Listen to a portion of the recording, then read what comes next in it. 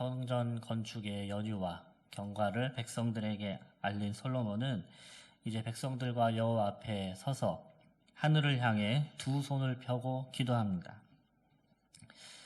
솔로몬의 최대 업적은 성전을 건축한 것이었습니다. 그는 이 봉헌식에서 큰 감동을 느꼈습니다. 그리고 하나님을 향한 열정과 사랑과 감격으로 성전 봉헌 기도를 이 순간 올려드리는 것입니다. 그렇다면 솔로몬은 어떤 기도를 올려드렸을까요?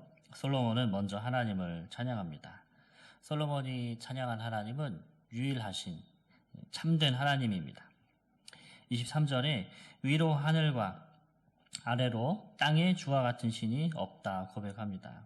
하나님은 모든 것의 근원이시고 권능이시고 살아계시며 인격적인 하나님이시고 다른 어떤 것들과 비교했을 때 다른 모든 것들은 헛되고 무익하다는 것입니다. 또한 하나님은 무한하신 하나님이심을 찬양합니다. 27절에 솔로몬은 하나님이 참으로 땅에 거하시리까 하늘과 하늘들의 하늘이라도 주를 용납하지 못하겠거든 하물며 내가 건축한 이 성전이오리까 라고 고백을 합니다.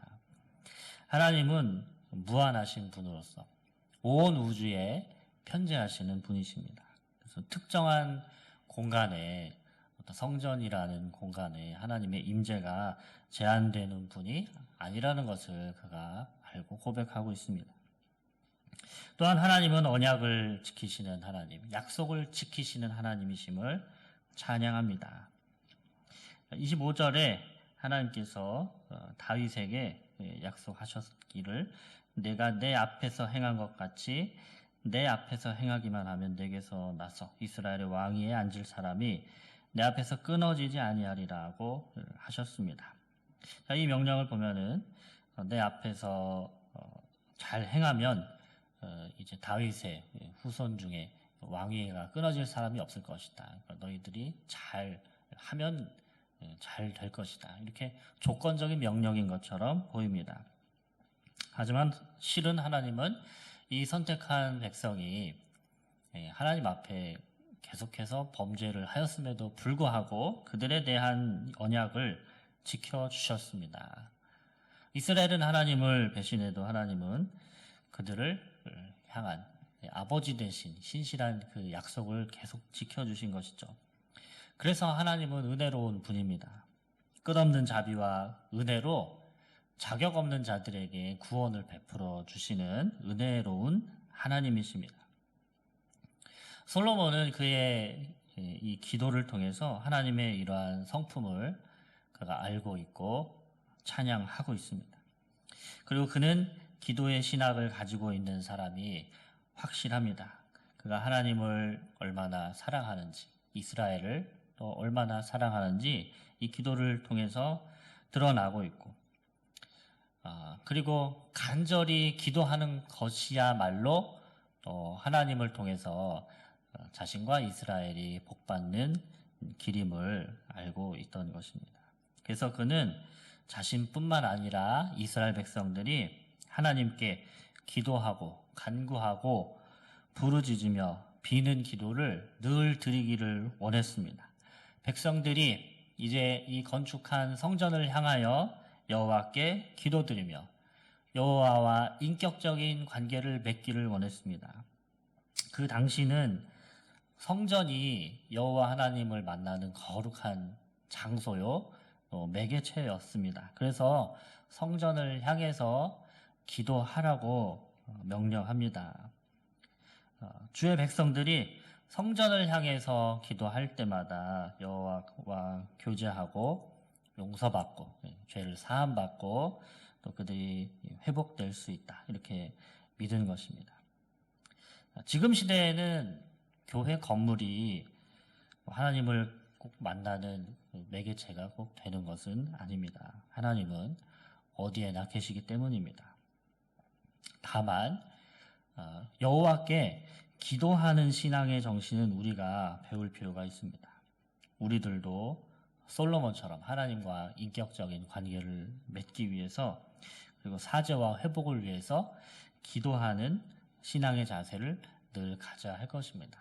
기도할 수 있는 좋은 장소가 집도 있고 뭐 여러 장소가 있겠지만 오늘날에는 또 교회만큼 좋은 장소가 없습니다. 교회를 향해서 기도하진 않겠지만 교회에 모여서 기도하는 것이 참 좋은 시대입니다. 솔로몬은 이제 7가지의 구체적인 상황을 들어서 하나님께 간구의 기도를 올려드립니다. 우리가 읽은 본문에는 구체적인 기도의 첫 번째 간구까지만 읽었습니다.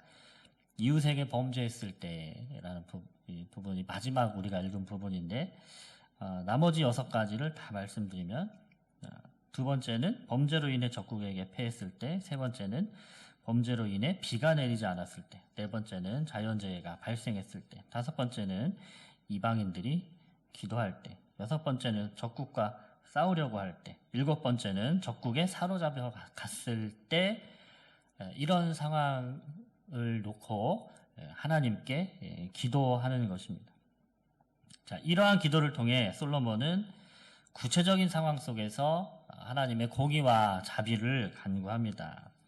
이스라엘이 하나님 앞에 범죄했을 때 용서해 주시고 또 하나님의 공의를 바로 세워주시고 이스라엘의 전쟁에 여호와께서 함께 해주시며 또 만약에 이스라엘이 범죄하여서 주의 진노를 적국의 포로로 사로잡혀 갔을 때 그들이 다시 회개하고 돌이켜서 다시 주님께 돌아오고 그 원래의 땅으로 돌아올 수 있게 해달라고 기도를 합니다. 이러한 기도의 내용을 보았을 때 특히 마지막 7번째 기도, 적국에 사로잡혀 갔을 때 다시 회개하고 돌아오게 해달라는 이 기도의 내용을 보면 신기하게도 수백 년 후에 바벨론 이 포로기를 예언하는 듯한 그런 기도를 드리고 있는 것을 알고 있습니다. 솔로몬이 수백 년 후에 이스라엘의 운명을 미리 알았기 때문에 이렇게 기도했을까요? 그가 미래를 미리 내다보았을까요? 아마 그는 그것까지는 알지 못했을 것입니다. 그러나 그가 이 봉헌식의 기도를 하나님의 감동을 받아서 하는 순간 자기도 모르게 하나님의 영이 그에게 임해서 그의 후손들이 앞으로 당하게 될 일들을 놓고 기도하고 또 그 후손들이 포로기 때에 열왕기서를 읽으면서 이러한 기도의 내용을 보고 회개하게 하도록 하기 위해서 하나님께서 솔로몬이 이런 기도를 드리게 하시는 것이 아닌가 하는 생각이 듭니다. 또한 솔로몬은 이방인들도 이 성전을 향해서 기도할 때 하나님께서 그들의 기도를 들어달라고 간구합니다. 솔로몬은 성전이 이스라엘 백성들을 위한 것뿐만 아니라 이방인들에게도 허용된 것, 즉 이 성전은 만민이 와서 기도하는 것으로 여긴 것입니다. 이렇게 솔로몬의 봉헌 기도를 살펴보았습니다. 솔로몬의 기도를 통해서 그가 얼마나 성전을 통한 하나님의 임재를 중요하게 생각하는지 또 그가 이 기도를 얼마나 중요하게 생각하는 기도의 사람인지 알 수 있습니다. 그는 이스라엘의 죄를 하나님이 용서해 주시기를 간구했습니다. 그리고 아버지가 이스라엘의 아버지가 되시는 그 하나님의 언약을 놓고 그것을 붙들고 기도합니다. 그리고 국가의 중요한 실제적인 상황들을 놓고 그것들을 위해서 세세히 기도했습니다. 이것을 통해서 우리가 알 수 있는 교훈이 무엇이겠습니까? 우리 역시 하나님의 임재를 사모하며 이 기도의 신학을 가지고 우리의 구체적인 상황들을 또 아뢰면서 하나님께 기도해야 한다는 것입니다. 언약을 지키시고 또 신실하시고 자비하시고 은혜로우시며 무한하신 하나님의 성품을 기억하고 그 하나님의 성품에 기대서 우리들도 날마다 기도해야 할 것입니다.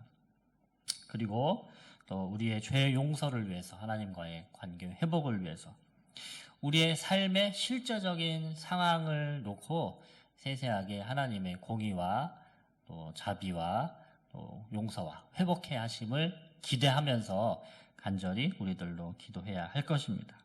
그렇게 우리가 하나님께 부르짖고 또 간절히 비는 기도를 할 때 하나님은 우리의 기도를 들어주실 줄로 믿습니다. 오늘도 우리의 기도를 들으시는 그 하나님을 의지하시고 또 하나님의 응답을 기대하시면서 기도하시는 복된 하루가 되기를 주님의 이름으로 축복드립니다.